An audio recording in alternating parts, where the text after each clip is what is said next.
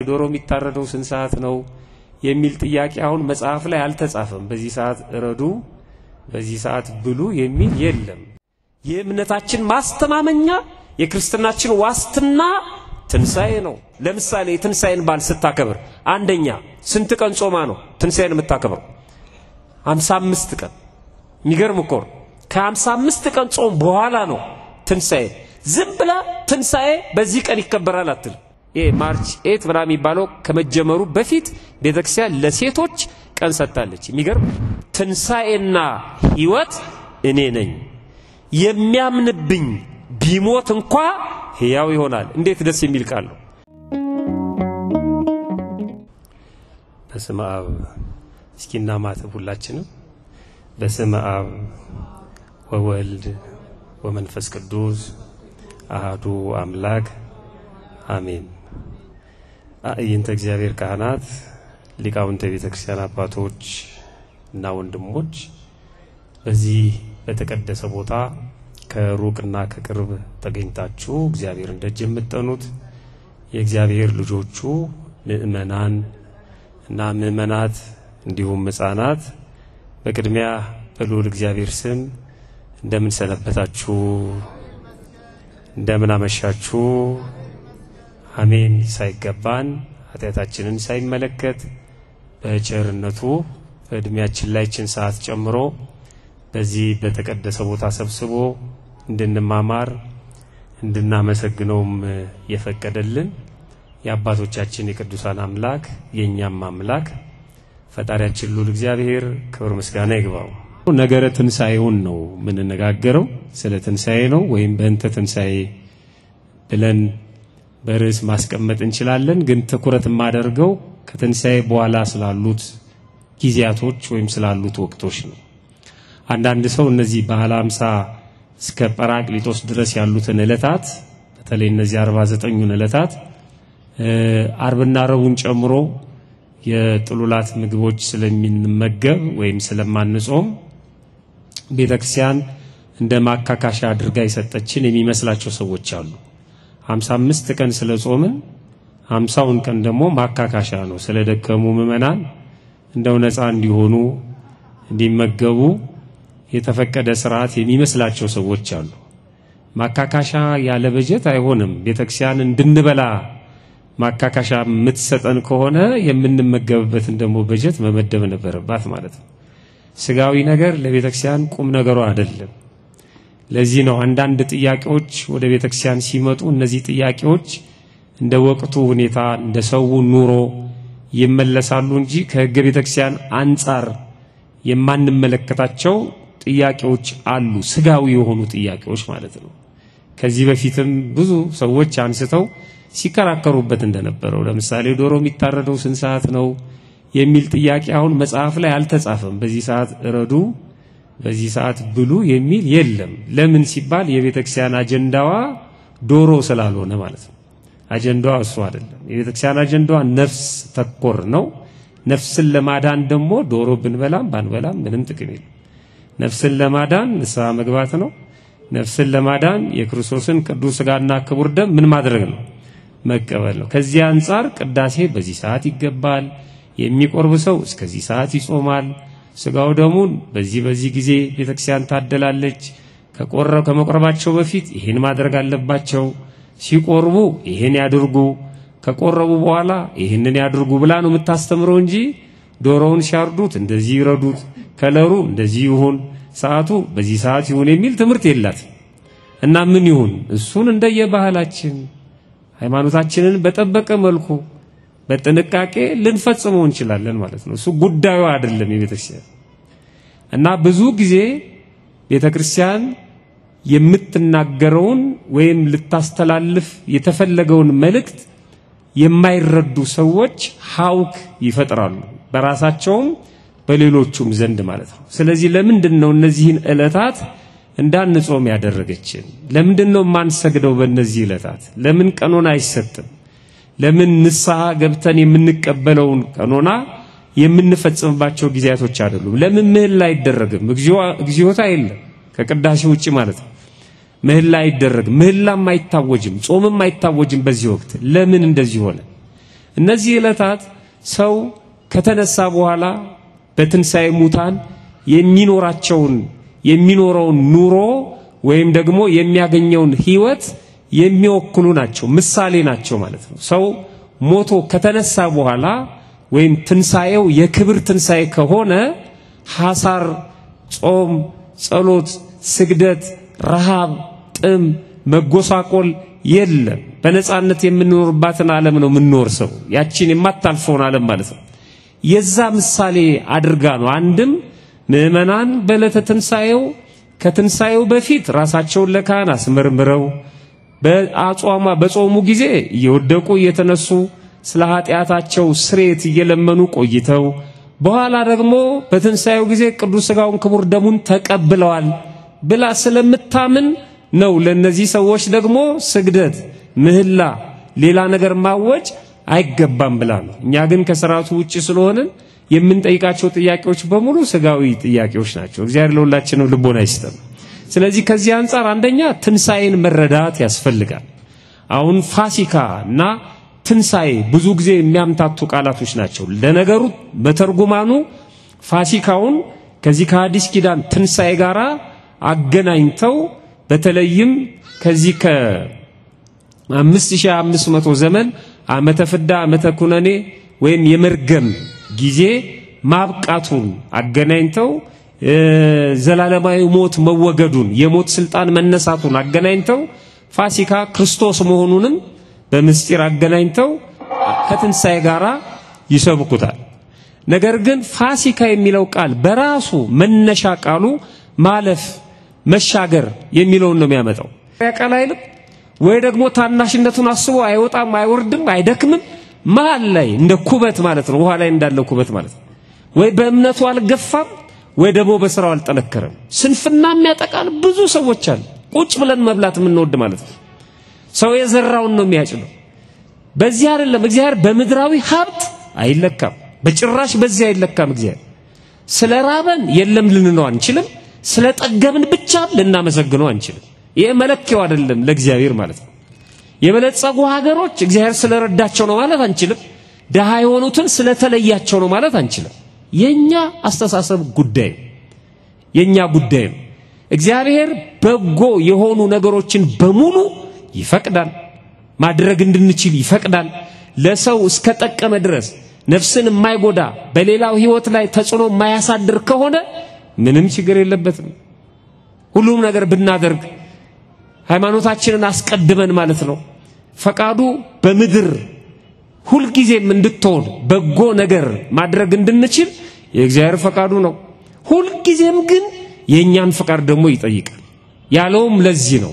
አንኳኩ ይከፈትላችኋል ፈልጉ ታገኛላችሁ አንድ ቀላል ጥያቄ ልጠይቃችሁ እናንተ እዚህ የመጣችሁት በማፈቃር ነው በጣም ጥሩ ሌሎች የቀሩትስ ማን ስላልፈቀደላቸው ይሄውላችሁ አሁን ይሄ ክህደት ሳናውቀው ሌሎች የቀሩት ስላልፈቀደላቸው ነው ካልን በመቅረታቸው ተጠያቂ የሚሆነው ማን ነው ማለት ነው ማሊዮን ነው አያችሁ እግዚአብሔርማ እንዲመጡ ፈቅዷል ያስቀራቸው ግን ምናቸው ነው ንገሩኝ ነፃ ፈቃዳቸው እግዚአብሔር ይስጥልኝ ነፃ ፈቃዳቸው አስቀራቸው የናንተ ነፃ ፈቃድ ደግሞ አመጣችሁ መጀመሪያ ግን እግዚአብሔር ፈቅዷል ለማ ለሁሉ እግዚአብሔር ሰኞም ማክሰኞም ረቡም ሐሙስም አይፈቅድም እንደ ክፍል አለቃ ማለት ነው ትምህርት ቤት እንዳለ ፈቃድ አሞኛል ፈቃድ እንደምንለው እንደሱ አይደለም አንድ ጊዜ ፈቅዷል ንስሐ እንድንገባ ፈቅዷል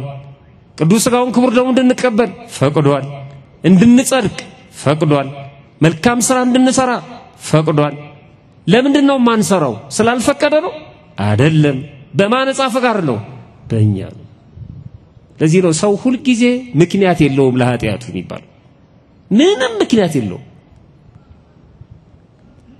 ትንሳኤ የእምነታችን ቅድሚያ ክፍያ ነው ትንሳኤ አለልን በመድር ላይ እንዲህ አይነት ውጣውረድ ቢያጋጥመንም በመከራ ውስጥ ብናልፍም እንሞታለን ስንሞት ግን እንነሳለን ተነስተን የዘላለም ሕይወትን እንወርሳለን ወደ ቤተክርስቲያን ምን ገሰግሰው ምን ጾመው ምን ጸልየው ምን ማረው ይሄን በእጃችን ይዘን ነው ይሄን ደግሞ ክርስቶስ በቃሉ አስተምሮታል እንደገና ደግሞ በምሳሌ አሳይቶታል የሞቱ ሰዎችን ያስነሳ ራሱም ደግሞ ሞቶ ተነስቶ አሳይቶናል ከዚህ በላይ ማስረጃ እንፈልግ ሞታችሁ ፈርሳችሁ በስብሳችሁ አትቀሩም በቃሉ ነግሮናል እኔ የሕያዋን አምላክ ነኝ ብሎ ስለ ትንሣኤ አስተምሯል የሞቱትን ያስነሳ አሳይቶናል ራሱም ሞቶ ተነስቷል 3 ቀን ፍጹም ነፍሱ ከስጋው እንደተለየች ለማስረገጥ ማለት ነው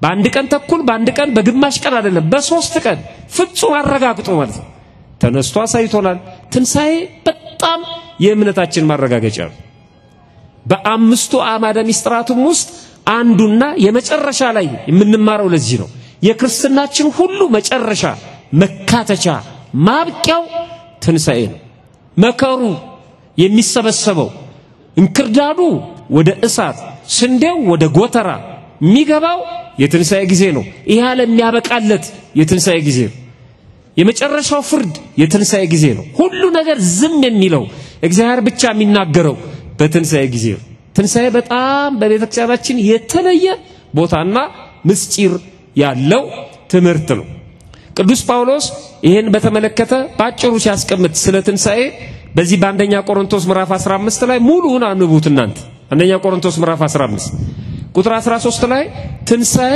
ሙታንስ ከሌለ ክርስቶስ አልተነሳም ማለት ነው ይላል ትንሣኤ ሙታን ከሌለ ክርስቶስ አልተነሳማ ክርስቶስ ተነሳ ምንል ከሆነ ትንሣኤ ሙታን የለም እንዴት እንላለን ይልና ክርስቶስን ካልተነሳ እንግዲያስ ስብከታችን ከንቱ ነው እምነታችንም ደግሞ ከንቱ ናት አለ ትንሣኤ ሙታን የለም ካልን ክርስቶስ አልተነሳም ልንል ክርስቶስ አልተነሳም ካልን እምነታችን ከንቱ ነው ምን ልታረጉ ነው ተሰበሰባችሁት ምን ያረግላችኋል ለምድራዊ ህይወት ብቻ እሱማ ስሩ ሰርታችሁ ብሉ ችግር የለበትም እግዚአብሔር ማንንም የማያምነው የሚያገኘው ነው እግዚአብሔር የለም የሚለው ሁሉ አስቀድማችሁ ጽድቁን ያለው ምን ያረግልናል አስቀድመን ጽድቁን ለምንድን ነው የምንመኘው ትንሣኤ ስላለን የእምነታችን ማስተማመኛ የክርስትናችን ዋስትና ትንሣኤ ነው ለዚህ ነው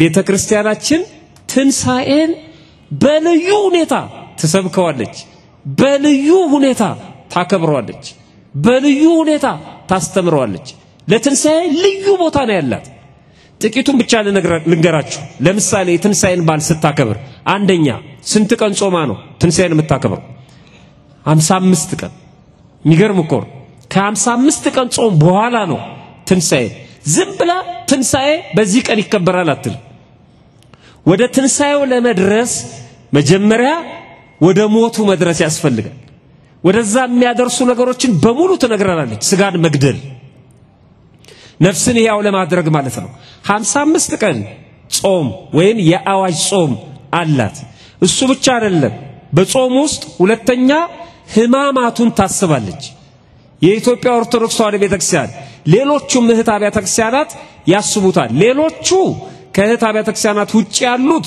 እነዚህን የህማማት ዕለታትን ወይም ሳምንቱን ሆሊ ዊክ ብለው ብቻ ይጠሩታል ቅዱሱ ሳምንት ብቻ ብለው ይጠሩታል ክርስቶስ መከራ የተቀበለበት ልክ እንደ ኢትዮጵያ ኦርቶዶክስ ተዋሕዶ ቤተክርስቲያን እያሳዩ እያስነኩ ማለት ነው እያሰሙ እያስባሉ የኢትዮጵያ ኦርቶዶክስ ተዋሕዶ ቤተክርስቲያን የሚለው ትርጓሜ የሚገልጣት ስለሆነ ቤተክርስቲያን የክርስቶስ አካል ናት ነው ምንለው ቤተክርስቲያን የክርስቶስ ምኑ ናት ነው ምንለው አካሉ ናት አሁን ቤተክርስቲያን ያለ ነው የክርስቶስን አካሉን እየነካን ነው አካሉ ከሆነች እሱ እንደቆሰለው ትቆስላለች ማለት ነው እሱ እንዳለቀሰው ታለቅሳለች እሱ እንዳዘነው ታዝናለች እሱ እንደወደቀው ትወድቃለች ማለት ነው እሱ እንደሞተው ትሞታለች እሱ እንደተነሳው ትነሳለች ቤተክርስቲያን ደግሞ ቀደም ሊቁ ነግሯቸዋል የክርስቲያኖች ህብረት ስብስብ ለዚህ ነው እየወደቅን እየተነሳን እያለቀስን የሱን ህማምና መከራ ምናስብ በምላስ አይደለም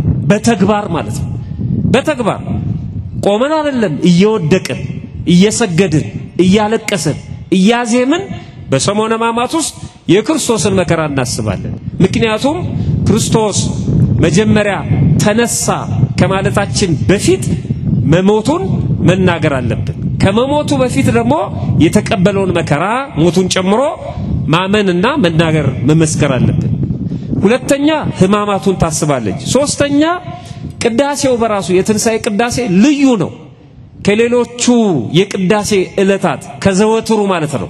በተለየ መልኩ ሌሊት 6 ሰዓት ላይ ነው ቅዳሴው የሚጀመረው። ቤተክርስቲያን የተፈጸመውን ድርጊት ወይም አንድ የተፈጸመውን ኩነት በተፈጸመበት ቦታ ሲፈጸም የነበረውን ነገር እያሳየችንና ወስዳ ነው ያንን በዓል የምታስከብረን። ለምሳሌ የጥምቀት በዓል ክርስቶስ በውሃ ነው የተጠመቀው፣ ሄዶ ነው የተጠመቀው፣ ሌሊት ነው የተጠመቀው። ይሄን ታሳየናለች። ውሃውን ትከትራለች፣ ታቦታቱን ወደ ጥምቀተ ባህር ተወስዳለች፣ ውሃውን ታሳየናለች፣ ታስነካናለች። እዛው ያጠመቀች ታሳየናለች በዓሉን ማለት ነው። ጉዞ አለው በዓሉ ክርስቶስ የተጓዘውን ጉዞ እያሳየች። የመስቀልንም በዓል እሳቱ አለ፣ ደመራው አለ፣ ከቤተክርስቲያን ውጪ ነው፣ አደባባይ ላይ ነው። ቤተ መንግስቱም ቤተ ክህነቱም ነበር ያከበረው። ልክ እንደዚሁ ወደ አደባባይ አውጥታ ደግሞ ደመራውን ታስከብረናለች። የልደቱ በዓል ዋሻ ውስጥ ነው በቤተልሔም፣ በአደባባይ አይደለም። በሌሊት ወደ ቤተልሔም ወደ እውነተኛዋ ቤተልሔም ወደ ቤተክርስቲያን እንድንመጣ ታደርገናለች።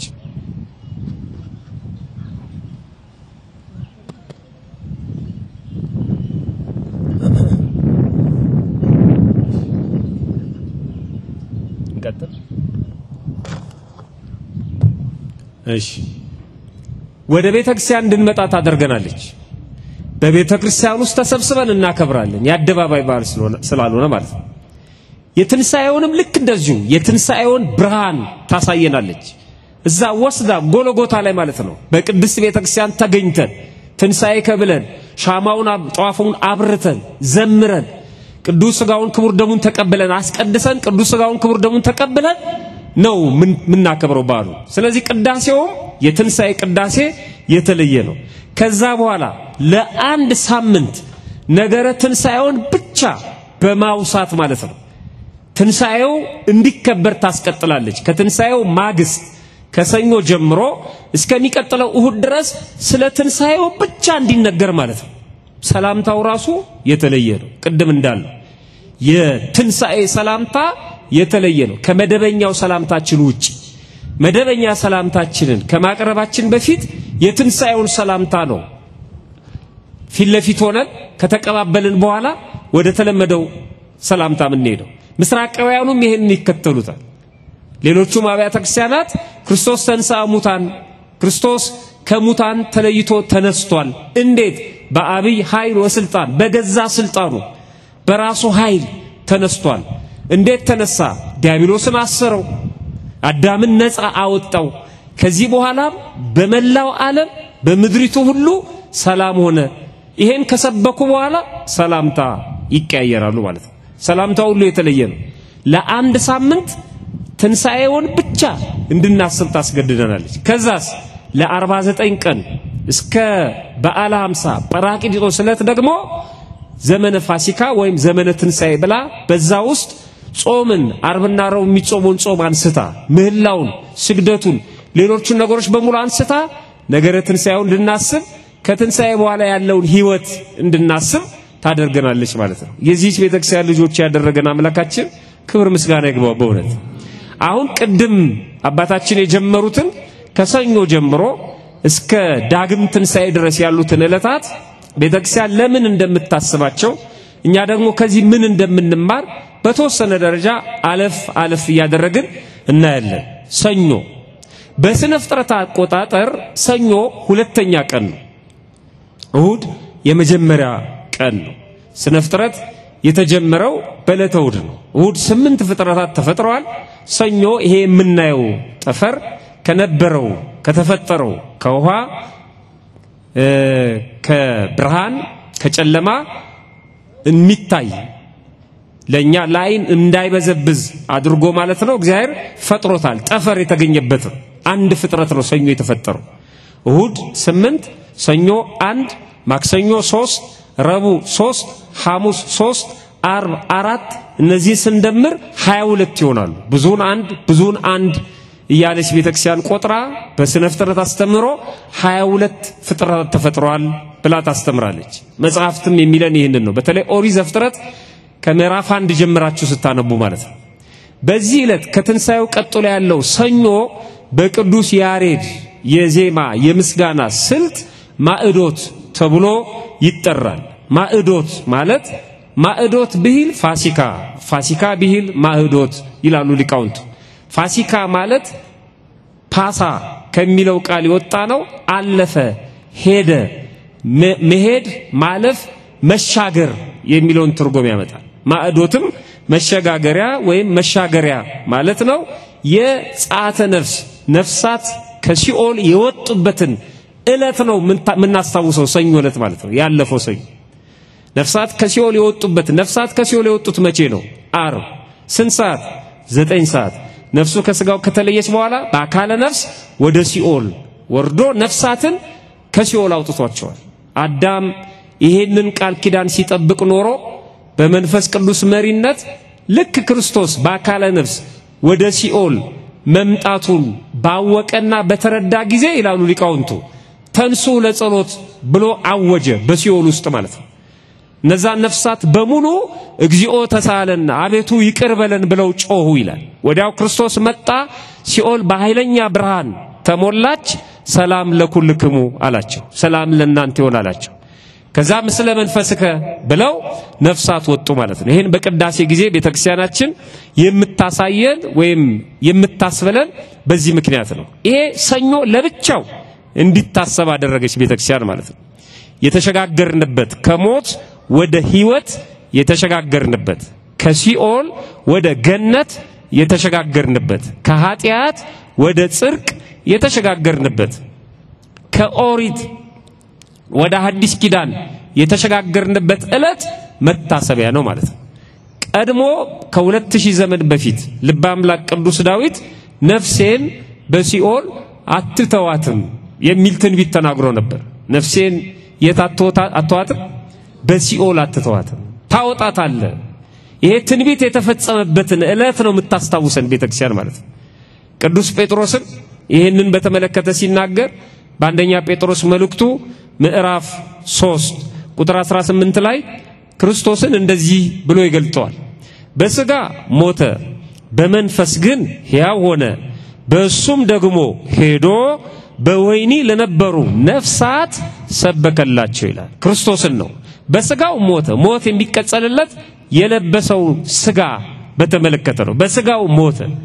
በመለኮቱ ግን ሕያው ነው መለኮት በተዋሃደችው ነፍሱ ወደ ሲኦል ሄደና ለነፍሳት ሰበከላቸው ሰላም ለኩልክሙ አላቸው ነፍሳትን ከሲኦል አወጣ ማለት ነው ይሄንን ዕለት ቤተክርስቲያናችን እንድናስበው ታደርገናለች ሰኞ የዚህ ዕለት መልእክቷ የቤተክርስቲያን መልእክቷ ነፍሴን በሲኦል አትተዋትም የሚለው ነው እኛም እቺን ዕለት ስናስብ ነፍሳት ከሲኦል የተሸጋገሩባትን ዕለት ስናስብ ከኃጢያት ወደ ጽድቅ ለመሸጋገር መሞከር መቻል አለብን ከክፋት ከጥላቻ ወደ ደግነት ወደ ሰላም ወደ ፍቅር ለመምጣት ማሰብ መቻል አለብን እነዚህ ነገሮች በህሊናችን ማስቀመጥ አለብን ከሆነ ነገር ወደ በጎ ነገር ሳንሻገር ግን ማዕዶት ብለን ማክበር እንደማንችል ታስተምረናለች ዛሬም ቢሆን አረፈደም ያቺኛው ሰኞ ብታልፍ ሌላኛው ሰኞ ትተካለች ትምርቱ ግን ሕያው ነው ማዕዶትን የምናስብ ሰዎች የኛስ ማዕዶት ክርስቶስ ከሲኦል አውጥቶናል ከዳግም ሞት ነፃ አድርጎናል ከፍዳ ከኃጢያት ከኩነኔ ነፃ አድርጎናል አሻግሮናል እኛ የተሻገርንበት ቦታ ላይ ነው ያለ ነው ተመልሰን ሌላ ነገር ውስጥ አልገባንም ወይ እሱን ቼክ ማድረግ ራስን መመርመር ያስፈልጋል እግዚአብሔር በቸርነቱ ለሁላችንም ልቦና ይስጠን ማክሰኞ ቅድም እንዳሉን ማክሰኞ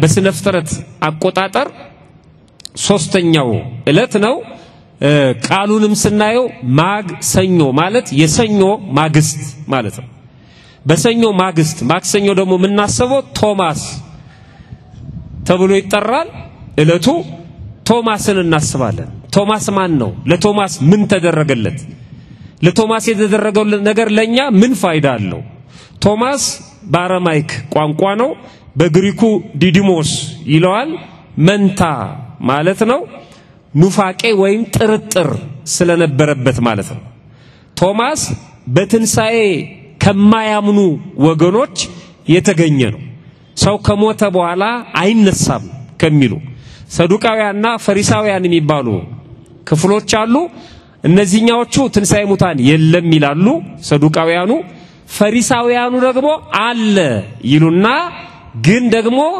ማግባትና መጋባት አለ ይላሉ ትንሳኤ ሙታን አለ ግን በዛኛው ዓለም አግብተን እንኖራለን ብለው ደግሞ የሚመኙ ጅሎች ናቸው እነዚህኛዎቹ ማለት ነው የነዚህ ይሻላል አንደኛውን የለም ያሉት ማለት ነው እነዚህ የለም እንዴት ሰው ተነስቶ እንደገና ይኖራል የሚሉ ናቸው ስለዚህ ቶማስ ትንሳኤ ሙታን የለም ከሚሉት ከሰዱቃውያኑ ወገን ስለሆነ ለሐዋርያት ጌታችን መድኃኒታችን ኢየሱስ ክርስቶስ ለመጀመሪያ ጊዜ ከተነሳ በኋላ ማለት ነው ለአስሩ ተገለጠላቸው ይላል ለአስሩ ተገለጠላቸውና ሰላም ለእናንተ ይሁን ብሎ አጽናናቸው ያን ጊዜ ቶማስ አልነበረም እነዚህ ሐዋርያት ክርስቶስ እንደተገለጠላቸው መተው ለቶማስ ነገሩት ወንድማቸው ባልንጀራቸው አንድ አይነት ተልእኮ የተሰጣቸውና ለአንድ አይነት ተልእኮ የተመረጡ አካሉ ስለሆኑ ክርስቶስን አየነው ተነስቶ በመካከላችን ተገኝቶ ሰላም ለእናንተ ይሁን አለን ብለው ነገሩት እንደዚህ ነው የሚለው የዮሐንስ ወንጌል ምዕራፍ 20 ቁጥር 24 ነገር ግን ከ12ቱ አንዱ ዲዲሞስ የሚሉት ቶማስ ኢየሱስ በመጣ ጊዜ ከነሱ ጋር አልነበረም ይላል አስረግጦ ነው የነገረን ዮሐንስ ቶማስ አልነበረም ቶማስ በሌለበት ሌሎቹ ደቀ መዛሙርቱ ጌታን አይተናዋል አሉት እርሱ ግን የችንካሩን ምልክት በእጆቼ ካላየው ጣቴንም በችንካሩ ምልክት ካላገባው እጄንም በጎኑ ካላስገባው አላምንም አለ ይላል ከባድ ነው አላምንም ብቻ አይደለም ያለው በእጄ ካልነካውት በጣም የሚገርም ነው በተበሳ እጁ ጣቴን ከትቼ ካላረጋገጥኩ በጭራሽ አላምንም አላቸው ሊቃውንቱ አቅንተው ይናገሩለታል እውነቱን ነው ይላሉ እውነቱን ነው አላምንም ማለቱ ጥፋት አይደለም ይላሉ ምክንያቱም እነሱ እሱም የተሰጣቸው ተልእኮ አንድ አይነት ነው ሁሩ ወማሩ ሂዱና አስተምሩ ነው የሚባሉት ለዚህ ተልእኮ ነው የተመረጡት እና እናንተ ሄዳችሁ ስታስተምሩ ክርስቶስ ተነስቷል ለመነሳቱ ደግሞ ምስክሮች ነን አይተነዋል ብላችሁ ታስተምራላችሁ እኔ ክርስቶስ ተነሳ ብዬ ሳስተምር አይቻለሁ ብዬ እንዳላስተምር አላየሁትም ሰምቻለሁ ወንድሞቼ ሲናገሩ ብዬ ባስተምር ማን ይቀበለኛል የሰማ ነው የሚታመነው ያየ ነው የሚታመነው ማለቱ ነው ይላሉ ሊቃውንት የሰማ ነው የሚታመነው ወይስ ያየ ነው የሚታመነው መመና ማን ይናገር የነበረ አይደለም ማን ያርዳ የቀበረ ሲያረዳ ያምናል ሰው ያምርበታል ሄዶ ቀብሩንም ሊያሳይ ይችላል ማለት ነው የሰማ ግን ከባድ ነው ብዙ ማጣራት ካላደረገ ማለት ነው ብዙ ሰው የሚቀልጠው በስሚ ነው ሰማው ይያለ ማለት ነው እዚህ ማረጋገጥ ያስፈልጋል ማየት ማመን ነው እና እውነቱን ነው የተመረጡት እኩል ሆኖ እንዴት እሱ ይከፈልበታል መጠየቁ ትክክል ነው የመጣበት አስተዳደጉ የተማረው ትምህርት ተጽዕኖ ቢያሳድርበትም ግን ደግሞ የጠየቀው ጥያቄ ትክክል ነው ምዕመናን ጥያቄ ሲጠይቁ ማሸማቀቅም አይገባም ከምን አንፃር ነው የጠየቀው ጀርባ መጣነት አለበት ምናምን የሚሉ ሰዎች አሉ እንዴ መጠየቅ መብታቸው ነው ካልገባቸው የኛ ደግሞ መመለስ ግዴታችን ካልቻልነው አልቻልንም ነው ሰው በጠየቀው ጥያቄ ማንነቱን መፈረጅ ከባድ ነው ለካ ይሄንን አታውቅም እንደ እስከዛሬ የሚሉ ሰዎች አሉ አንድ ጥያቄ ሲጠይቋቸው እኔ እኮ ብዙ መታወቅ ይመስለኝ ነበር ሰው በጠየቀው ጥያቄ አይለካም ለዚህ ነው ሊቃውንቱ የመጣበት አካባቢ ተጽዕኖ ብቻ አይደለም እውነቱን ነው የተሰጠው ተልእኮ ስላለ የማጥራት ጥያቄ ነው የጠየቀው ክህደት ቢሆን ኖሮ ክርስቶስ በሁለተኛው ጊዜ አያስጠጋውም ነበር ልብ አድርጉ የሊቃውንቱን ሐሳብ ነው የሚጋራው እንደዚህ ይላል ከዚህ በኋላ ቶማስ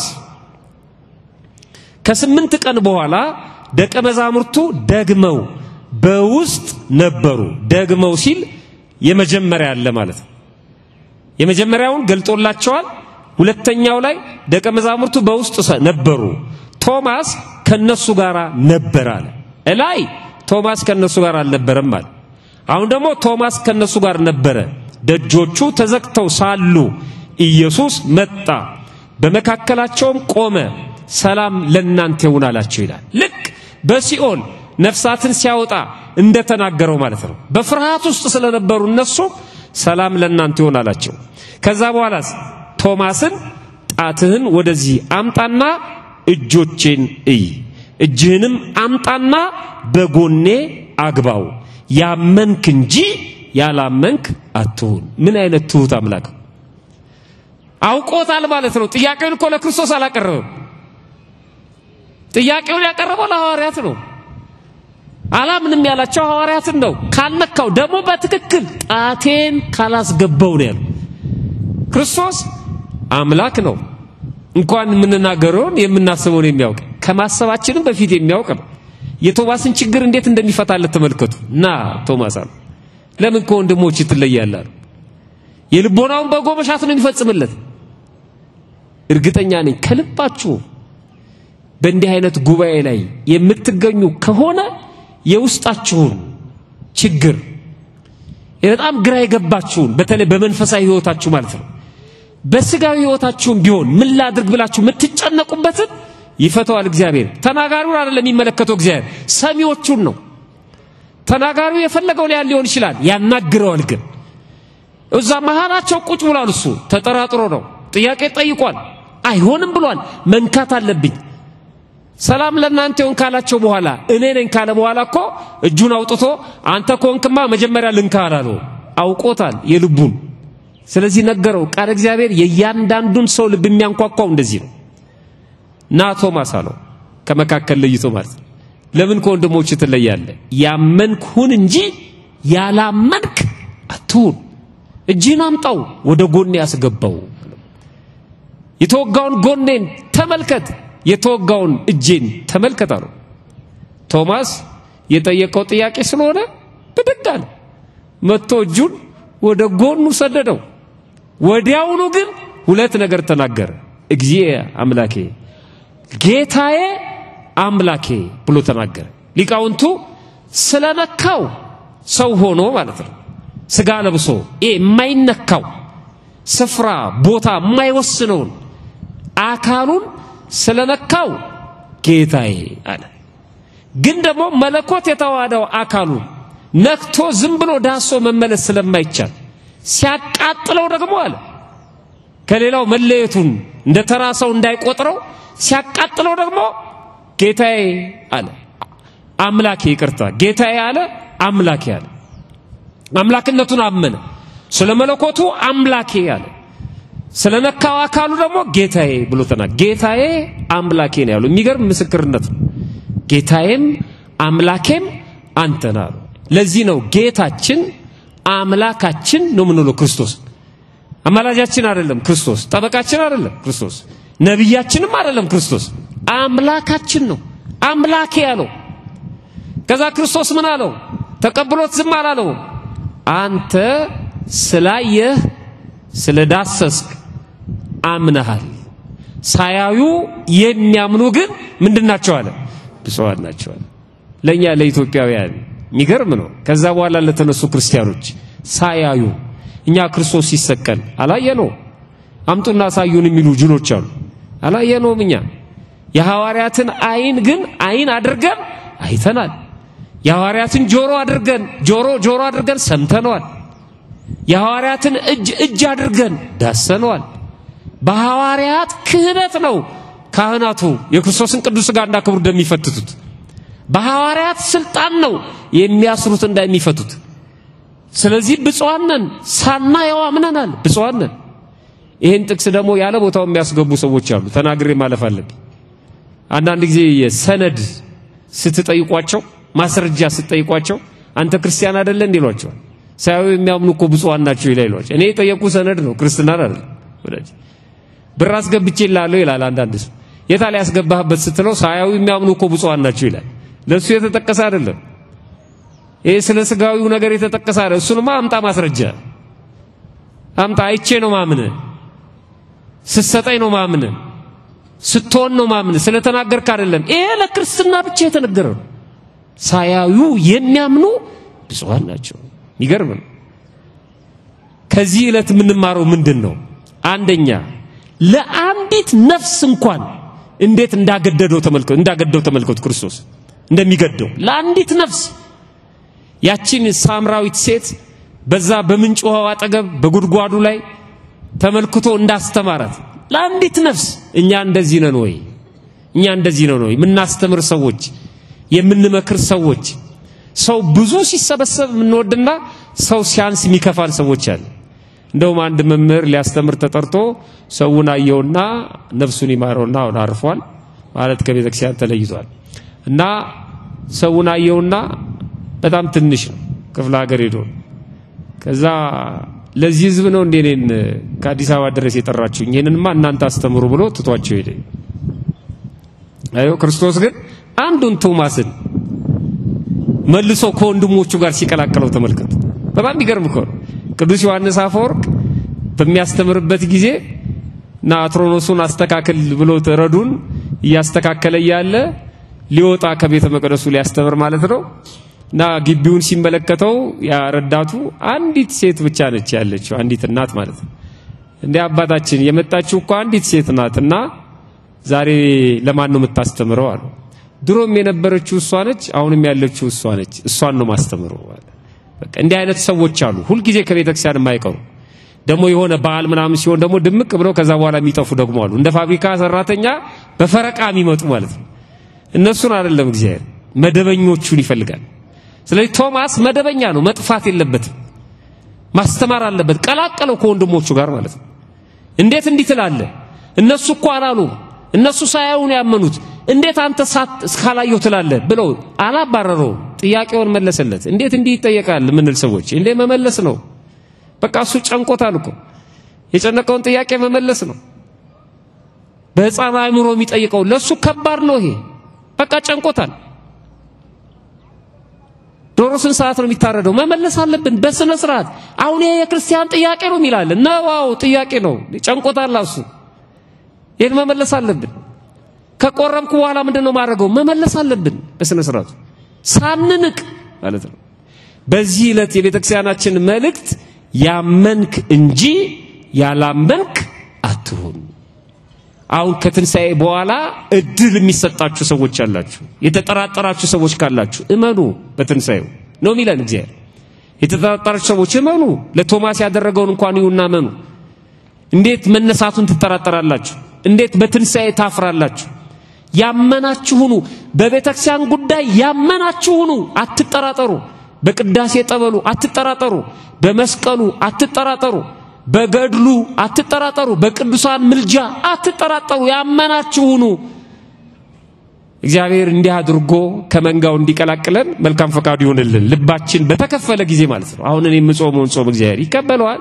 ብለን እኔ ምጸልየውን ጸሎት አሁን እግዚአብሔር ይሰማኛል ብለን ልባችን መከፈል በሚያምረው ሰዓት ማለት ነው ያመናችሁ ሁኑ ያላመናችሁ አትሁኑ ይሰማችኋል እግዚአብሔር አለ አረሳችሁ ነው ምትለን ቤተክርስቲያን ቀጥሎ ያለው ቀን ረቡ ነው አራተኛው ማለት ነው እነዚህ ከትንሳኤ በኋላ ያሉት ዕለታት ናቸው ረቡ አራተኛ ዕለት ነው የሚገርም ነው በአራተኛው ዕለት በአራተኛው ቀን የተነሳውን አልዓዛርን ነው የምናስበው ቀኑ አራተኛ ነው አልዓዛርም ከሞተ በአራት ቀኑ ነው የተነሳው አልዓዛርን እናስባለን በዚህ ዕለት ማለት ነው አልዓዛር የአራት ቀን ሬሳ ነበር የሚገርመው አልዓዛር በጥንቱ የጥንት ዕለቱን ስናመጣው መጋቢት 17 ቀን ነበር ያረፈው መጋቢት 17 ቀን አርፎ መጋቢት 20 ቀን የተነሳው ጥንተ ሆሳዕና ደግሞ መጋቢት 22 ነው ልብ አድርጉ ክርስቶስ ወደ ቤተ መቅደስ የገባው በአህያና በውርንጫይቱ ላይ ተቀምጦ ወደ ቤተ መቅደስ የገባው መጋቢት 22 ቀን አልዓዛርን ባስነሳ በሁለተኛው ቀን ማለት ነው የሚገርም ነው ያ ቀን አልዓዛር ከተነሳ ሁለተኛው ቀን ያልዓዛርን መነሳት በስሚ የሰሙ ሰዎች አልዓዛርን ያስነሳው ምን አይነት ሰው ምን አይነት አምላክ በእነሱ አረዳድ ማለት ነው ምን አይነት ነብይ ነው ብለው ይጠብቁ ነበር አልዓዛርም ደግሞ ወደ ኢየሩሳሌም ወጥቶ ነበር አብሮት እንዳ አልዓዛርም አንዱ የሆሳዕና ድምቀት ነበር በተለይ ለወረኛው ማለት ነው ይሄ እኮ ነው የተነሳው ይሄን ያስነሳው አራት ቀን ሞልቶት ከሸተተ በኋላ እያሉ ያዩት ነበር ይላል አንደኛዎቹ ያልዓዛርን መነሳት ለማረጋገጥ የመጡም ነበሩ ይላል እንደውም በጣሊያን ቤተክርስቲያን በክርስቲያኖች ዘንድ ያላዛር ትንሳኤ የሆሳዕና ዕለት ይከበራል። ያላዛር ትንሳኤ ብለው ያከብሩታል በዓሉ። ምክንያት አለው። ትንሳኤንም እየሰበከን ነው። ምን አይነት አምላክ እንደሆነ ማለት ነው። ከሞት በኋላ ሕይወት እንዳለ፣ ከሞትን በኋላ እንደማይተወን አስነስቶ አብሮ እንደሚያደርገንም እየነገራቸው ነው ክርስቶስ ማለት ነው። አልዓዛር ከተነሳ በኋላ ድጋሚ ሞቷል። ግንቦት 27 ቀን ስንክሳሩን ስታነቡ ስለ አልዓዛር ታሪክ ይነግራቸዋል። ግንቦት 27 ስንክሳር ማለት ነው።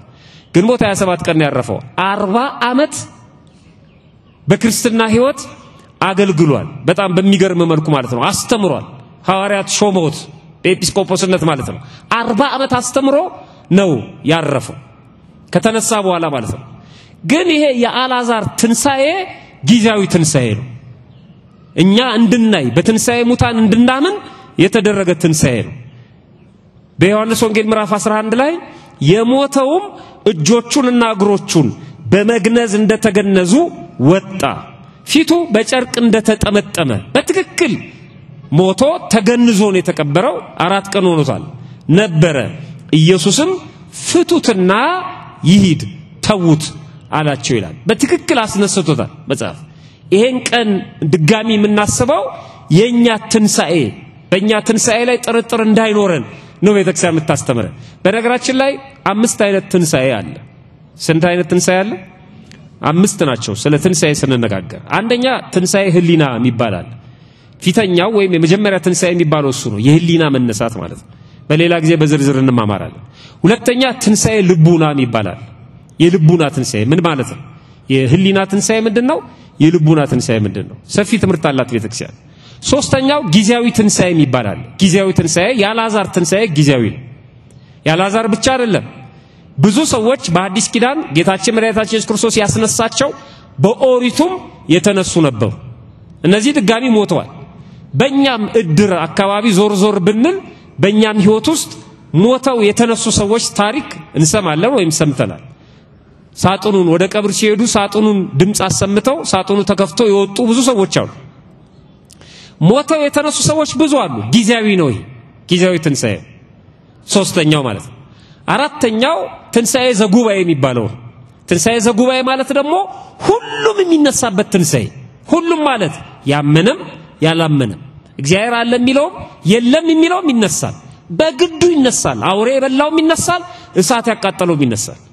የለም ትንሳኤ ሙታን የሚለው ራሱ ይነሳል። ሰው የተባለ ሁሉ ሳይነሳ አይቀርም። ትንሳኤ ዘጉባኤ ይባላል። ይሄ ለሁለት ይከፈላል። ትንሳኤ ዘጉባኤ ትንሳኤ ዘለክብርና ትንሳኤ ዘለሐሳር ይባላል።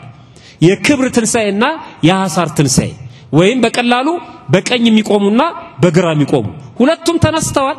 ግን በግራ ይቆማሉ ተነስተው፣ በቀኝ የሚቆሙ ደግሞ አሉ። እኛ አሁን ለትንሳኤ ዘጉባኤ እንዲያበቃል አይደለም እንጸልየው። እሱማ ባንጸልይም መነሳታችን ግድ ነው። እንነሳለን። ለትንሳኤ ዘጉባኤ ያብቃን አይደለም እንለው። ምን ለምነው እግዚአብሔርን ትንሳኤ ዘለክብር ለትንሳኤ ዘለክብር ነው። ለክብር ትንሳኤ አብቃን ነው የምንለው። ለዛ ነው ንስሐ የምንገባው። ለዛ ነው ቅዱስ ሥጋውን ክቡር ደሙን የምንቀበለው። ለዛ ነው በንጽህና በቅድስና የምንኖረው ማለት ነው። ትንሳኤ ዘለክብር እነዚህ አራቱ ናቸው። የመጨረሻውና የነዚህ ትንሳኤዎች በሙሉ በኩር የሆነው የክርስቶስ ትንሳኤ ነው። ስንት አይነት ትንሳኤ አለ? 5 አይነት ማለት ትንሳኤ ህሊና፣ ትንሳኤ ልቡና፣ ጊዜያዊ ትንሳኤ፣ ትንሳኤ ዘጉባኤና የክርስቶስ ትንሳኤ። አሁን የአልዓዛር ትንሳኤ የትኛው ትንሳኤ ውስጥ ነው ያለው? ከ4 ቀን በኋላ የተነሳው የትኛው ላይ ነው?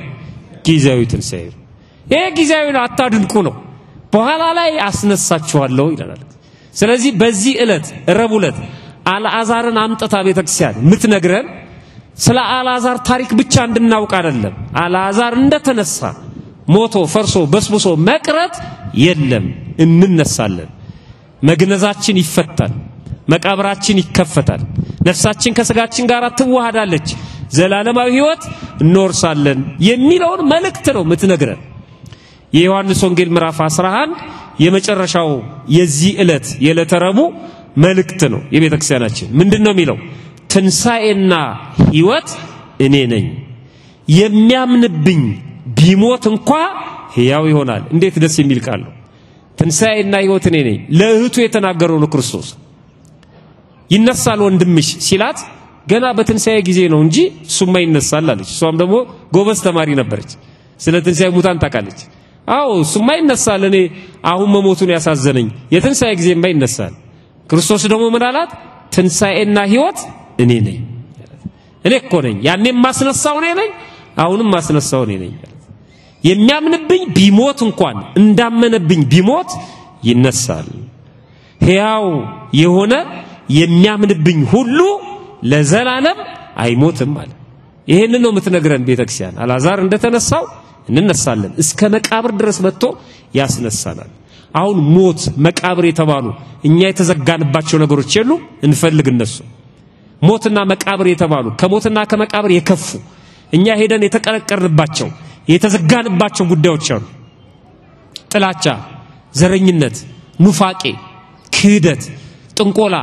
የተለያዩ አሉ የተለያዩ ሱሶች አሉ የተዘጋንበት ከሞት አራተኛ ቀናችን ይሆነ አራት አምስትም ክፍለ ዘመን ያለፈብን ማለት ነው 4 ወር 4 አመት ሊሆን ይችላል ከነዚህ ውስጥ መጥቶ ፈልጎ ውጡ ይለናል ዛሬም ድረስ ድምጹን ያሰማናል አልዓዛር ብሎ በታላቅ ድምጽ አሰምቶ ጠራው ይላል ና ውጣ ነው ያለው ለዚህ ቤተክርስቲያናችን አሁን የምታውጀው ይሄንን ነው አልዓዛርን ስታስብ እንደ አልዓዛር መቃብር ውስጥ ሆኑትን ውጡ ነው የምትለው አምስተኛው ቀን ሐሙስ ነው ሐሙስ አምስተኛ ዕለት ነው ይሄ ያዳማሙስ ወይም አዳማሙስ ተብሎ ይጠራል አዳም ይታወስበታል አዳም ብቻ አይደለም አዳማውያን በሙሉ ለአዳማውያን በሙሉ የተሰጠ መታሰቢያ ነው ሐሙስ ማለት ነው በዚህ በሰሞነ ሕማማት ውስጥ ያለችው ሐሙስ የቀን ቅዱስ ብለው የሚጠሯት ቅዳሴው ስለተጀመረበት አዲስ ኪዳን ስለተመሰረተበት እቺኛው ሐሙስ ያዳማሙስ ተብላ የምትጠራው በጠቅላላ አዳማውያን በሙሉ የሚታሰቡባት ነች ለምን 5500 ዘመን ሲፈጸም ወይም 5 ቀን ተኩል ከ5 ቀን ተኩል በኋላ ወደዚህ ምድር መጥቼ ከልጅ ልጅ ተወልጄ አድንሃለሁ የሚል ቃል ኪዳን ለአዳም ተሰጥቶት ነበር በዛ በ5 ቀን ተኩል በአምስተኛው ዕለት በመተታሰበው በሐሙስ ዕለት ማለት በሐሙስ ዕለት በአምስተኛው ዕለት ጌታችን መድኃኒታችን ኢየሱስ ክርስቶስ ወደዚህ ምድር መጥቶ ዓለምን አድኗል ያንን አስታውሱ ትለናለች የተገባላችሁ ቃል ኪዳን ተፈጽሟል እናንተ የገባችሁት ቃል ኪዳን ካለ ፈጽሙ ትለናለች እናንተ የሰጣችሁት ቀጠሮ ካለ ፈጽሙ አትዘርዙት አሁን ቀጠሮ የሚያከብረው ፈረንጅ ነው ይላሉ ሰዎች አይደለም ቀጠሮ የሚያከብረው ክርስቲያን ቀጠሮ የተማርነው ከክርስቶስ ነው የተናገረውን ቃል ጠብቆ መጥቶ አድኖናል በዚህ ቀን ብዙዎቻችን ምንድናስ የምትፈልገው ቤተክርስቲያን ይሄንን አይመስለንም አይደለም 5500 ዘመን ሲፈጸም ከልጅ ልጅ ተወልጄ አድንሃለሁ ብሎ መጥቶ ያዳነበት በነገራችን ላይ አዳም በ4570 ዓመተ ዓለም ማለት ነው በ930 ዓመቱ ነው ያረፈው ከዚህ ዓለም ባፋየው ነው ባካለ ስጋ ማለት ነው ነፍሱ ከስጋው የተለየችው 930 ዓመት ነው በዚህ ምድር ይኖር 1000 ሊሞላው ስንት ይቀራል ማለት ነው 930 ዓመት ከኖረ ስንት ይቀራል 7 አይደል እቺ 7 ዓመት የት ነው ያለችው ለኛ ሰጠን ማለት አዳም ስላልኖረባት እናንተ ደግሞ ኑሩና ሙሉአት 1000 ዓመት በእግዚአብሔር ዘንድ አንድ ቀን አዳም አንድ ቀን አልኖረም ወዲያው ነው የበደለው እግዚአብሔር ማለት ነው አንድ ቀን በዚህ ምድር ላይ ተሰናበተው አንድ ቀን ሳይኖር ነው አዳም በዚህ በአንደኛ ጴጥሮስ መልእክቱ ቅዱስ ጴጥሮስ ምዕራፍ 3 ቁጥር 8 ላይ እናንተ ግን ወዳጆች ሆይ በጌታ ዘንድ አንድ ቀን እንደ 1000 ዓመት 1000 ዓመትም እንደ አንድ ቀን እንደሆነ ይህን አንድ ነገር አትርሱ ይላል 1000 ዓመት አንድ ቀን ነው ካልን 930 ዓመት የኖረው አዳም 1000 ዓመት አልሞላም ካልን አንድ ቀን አልሞላም ማለት ነው እድሜያችን አጭር ነው የሚባለው ለዚህ ነው አንድ ቀን እንግዲህ አዳም አንድ ቀን ሳይሞላው በ930 ዓመቱ አረፈ ካልን እኛ ደግሞ 70 ዓመት ኖረን እንደው ስንት ቀን ነው ልንለው ነው የሚችለው ሰዓት እኮ አይደለም ለሰባ ብታካፍሉት አንድ ያለውን አንድ ቀን በአንድ ቀን ያለውን ሰዓት ማለት ነው በጣም ትንሽ ነው ማለት ነው እኛ እኮ ደቂቃ ውስጥ ወይም ሰከንድ ውስጥ ነው ያለነው ማለት ነው የሰው እድሜ 70 ነው ብሏል አይደል ከበዛ 80 ነው ከዛ ከፍ ካለ ግን ምንድነው አለ ድካም ነው ህማም ነው 70 በትክክል ነው ያን 70 ሙሉ ብሎ ነው ይሰጠን የቀረውን አዳም ስለኖረው ማለት ነው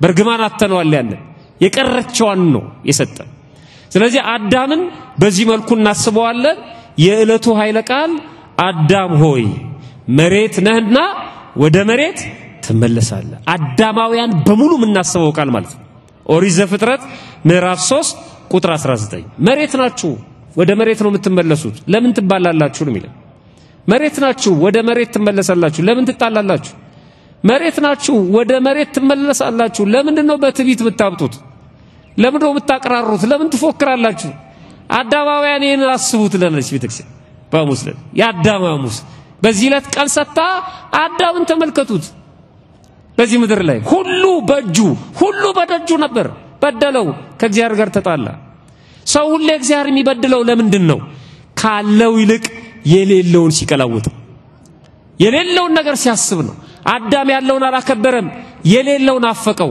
የሌለውን ሲናፍቅ ተያይዞ ገደል ገባ ይሄን ሁሉ ነው የምታስተምረን ቤተክርስቲያን ከዚህ ቀጥሎ የሚመጣው አርብ ነው አሁን ያለንበት ዕለት አርብ ማለት ነው ይሄ ስድስተኛ ዕለት ነው አርብ በጣም የሚገርም ቀን ይሄንን አርብ ቤተክርስቲያን ብለን እንጠራዋለን ወይም ቤተክርስቲያን ተብሎ ተሰይሟል በቤተክርስቲያን በቅዱስ ያሬድ የዝማሬ የምስጋና ስልት ማለት ነው ቤተክርስቲያን ስንል ቅድም እንደተነገረው ሶስት ነው አንድ የክርስቲያን ሰውነት ቤተ መቅደስ ቤተክርስቲያን ተብሎ ይጠራል የክርስቲያኖች ህብረት እና አንድነት ቤተ መቅደስ ተብሎ ይጠራል ህንጻዋ ቤተ መቅደስ ቤተክርስቲያን ተብላ ትጠራለች ሁለቱም ሆናችሁ ሶስት በስሜ ካላችሁ እኔ በዚያ በመካከላችሁ እገኛለሁ ያለው ይሄንን ነው የአንድ ክርስቲያን ሰውነት ማህበሩና ቤተክርስቲያን አሁን በመካከላችን ማን አለ ማለት ነው እግዚአብሔር አለ ማለት ነው የአንድ ክርስቲያን የሶስቱም መቃደስ ወይ መቅደሶች መታሰቢያ ዕለት ነው ይሄ ቤተክርስቲያን ማለት ነው ሶስቱም በጣም የሚገርመው አዳም የበደለው እግዚአብሔርን ዓርብ ዕለት ነው ቃል የተገባለትም ዓርብ ዕለት ነው አዝኖ ተጸጽቶ ያለቀሰው ማለት ነው የተፈጠረው ዓርብ ቀን ምትገርም ነች እቺ ዓርብ ማለት ነው ዝም ብሎ አይደለም ክርስቶስ ዓርብ የተሰቀለው ዓርብ የበደለውን ዓርብ የተፈጠረውን ዓርብ የተገባውን ቃል ኪዳን ለማዳን ለማትረፍ ለመፈጸም ነው ዓርብ ዕለት የተሰቀለው ፈልጎ ማለት ነው በዕለተ ዓርብ ተፈጠረ በዕለተ ዓርብ ካደ በዕለተ ዓርብ አዳነው ክርስቶስ ማለት ነው ስለዚህ ዓርብ የተሰቀለበት ነው ደሙ ፈሷል ስጋው ተቆርሷል ደም ብቻ አይደለም ከቀኝ ጎኑ ውሃም ፈሷል ይሄ ደሙና ውሃውን ቤተክርስቲያናችን እስካሁን ድረስ ትጠቀምበታለች ውሃው ለጥምቀታችን ማየገቦ የጎንዶዋ ምን ተጠመቅበት ነው ካህኑ አሃዱ አብ ቅዱስ አሃዱ ወልድ ቅዱስ አሃዱ ውእቱ መንፈስ ቅዱስ ብሎ በባረከው ጊዜ ውሃው ተለውጦ ከክርስቶስ ከቀኝ ጎኑ የፈሰሰውን ማየገቦ ወይም የጎን ውሃ ይሆናል በቤተክርስቲያናችን እምነት ማለት ነው በዛ እንጠመቃለን ማለት ነው ቤተክርስቲያን የተገኘችበት የተመሰረተችበት ዕለት ነው ያለ ክርስቶስ ስቅለት በዕለተ ዓርብ ደሙ ስጋው ባይቆረስና ባይፈስ ቤተክርስቲያን ምንም ናት ያለ ቅዱስ ቁርባን ቤተክርስቲያን ምንም ናት ያለ መስቀል ቤተክርስቲያን ምንም ናት ያለ ነገረ ድህነት ቤተክርስቲያን ምንም ናት የሞት አገልግሎት ነበር የሚባለው አገልግሎቱ ማለት ነው ስለዚህ ራሷ ቤተክርስቲያን የተገኘችበት የተወለደችበት የተመሰረተችበት ዕለት ነው ያን ክርስቲያን ሰውነት የከበረበት ህብረቱ ማህበሩ የዳነበት ህንጻው የተመሰረተበት ልብ አድርጉ ቤተክርስቲያን ሲሰራ መልአኩ ቅዱስ ኡራኤል ክርስቶስ በተሰቀለ ጊዜ በብርሃን ጽዋ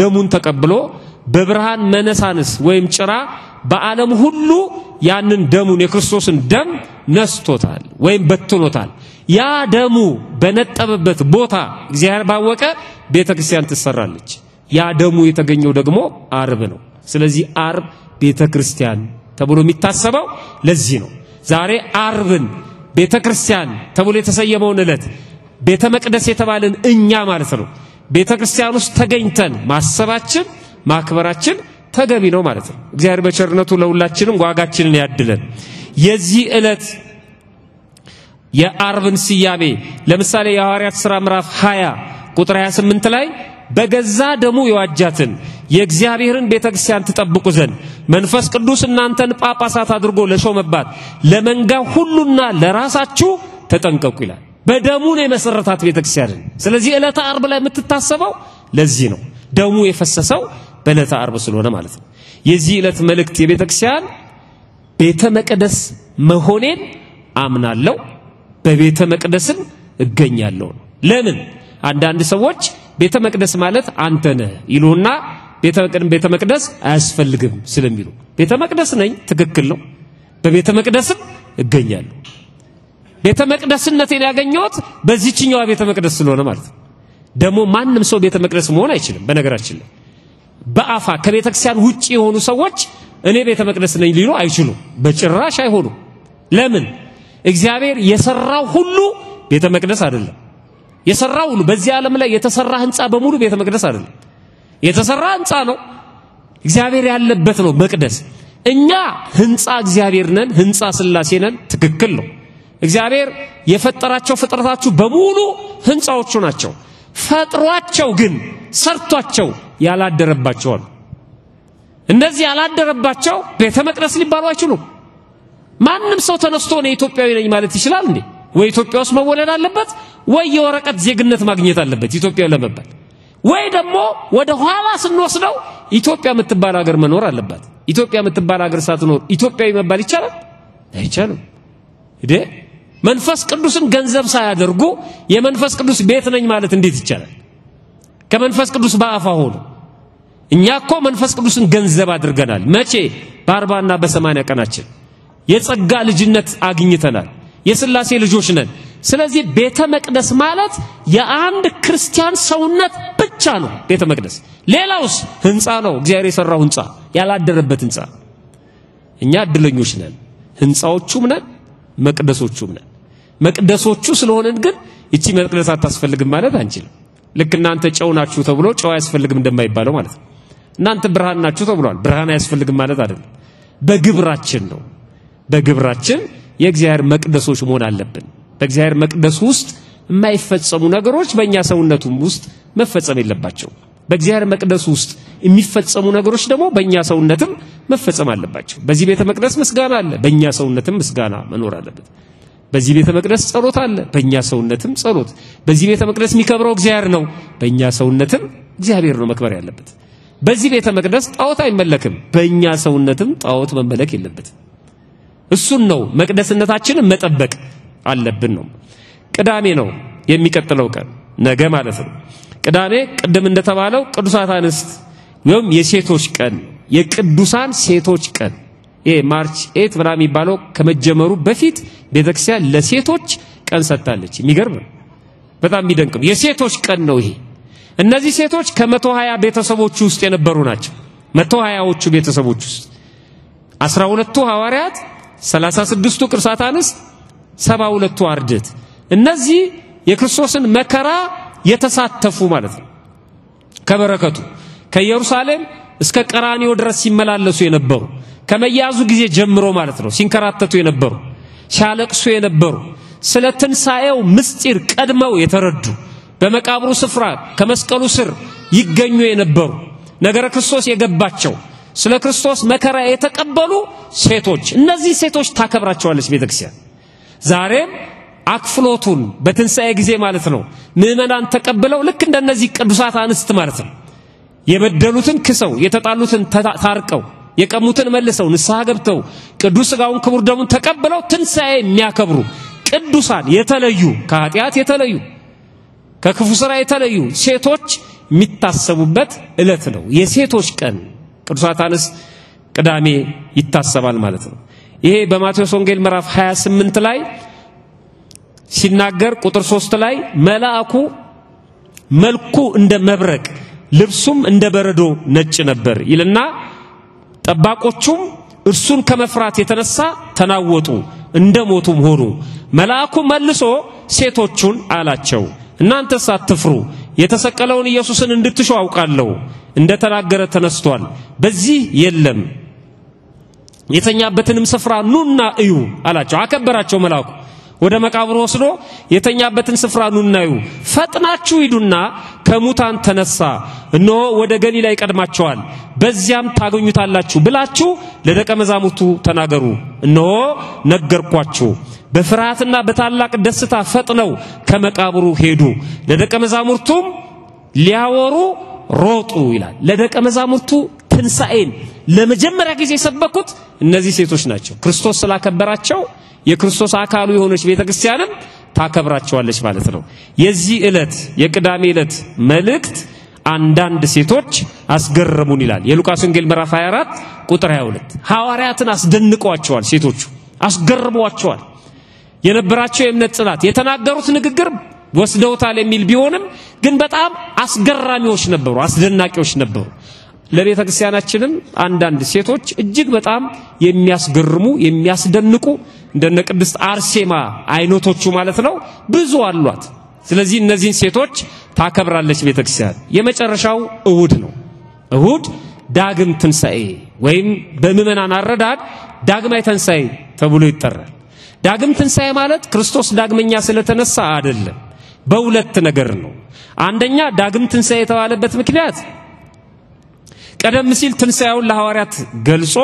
ሁለተኛ ጊዜ ደግሞ እንደገና ለሐዋርያት ቶማስ ባለበት ትንሳኤውን ስለገለጸላቸው ሁለተኛው ዳግም ትንሳኤ የተባለበት ምክንያት የትንሳኤው ቀለም ሙሉ ለሙሉ እሁድ ይደገማል በትንሳኤው ጊዜ የተነበቡት ምንባባት ወንጌሉን ጨምሮ የተሰበከው ምስባክ የተቆመው መዝሙር በሙሉ ይደገማል የትንሳኤ ቀለም እንዳለ ማለት ነው ትንሳኤውን ተደግመዋለች ቤተክርስቲያን በዓሉን ተደግመዋለች እንደገና እንደውም አገባቡ ራሱ የቅዳሴው ሰዓት ልክ እንደ ትንሳኤው ዕለት 6 ሰዓት ባይሆንም ከሌሎች እሁዶች ግን ለየት ባለ ቀደም ተብሎ ቅዳሴ ይገባል በሊቃውንቱ ማለት ነው ስለዚህ በዚህ ምክንያት ዳግም ትንሳኤ ይባላል ሌላው ሶስተኛው የተገለጠበት መንገድ ነው ትንሳኤውን ለሐዋርያት የገለጠበት መንገድና ሲነሳ ትንሳኤውን የገለጠበት መንገድ ተመሳሳይ ነው እንዴት ሲነሳ መቃብሩ